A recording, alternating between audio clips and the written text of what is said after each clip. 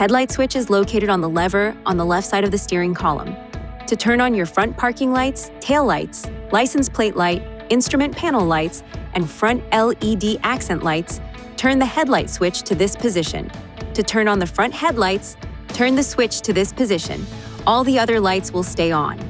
To turn on your high beam headlights, push this lever forward. You'll see a blue indicator light illuminate. Pull it back toward you to return to low beam. The blue indicator light will turn off. To make your high beam headlights flash on and off, pull the lever toward you and release it. The auto light system allows the headlights to be set so they turn on and off automatically based on exterior lighting conditions.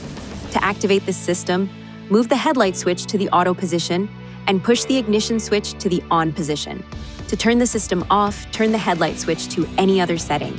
The auto light system will also keep the headlights on for a period of time after you push the ignition switch to the off position.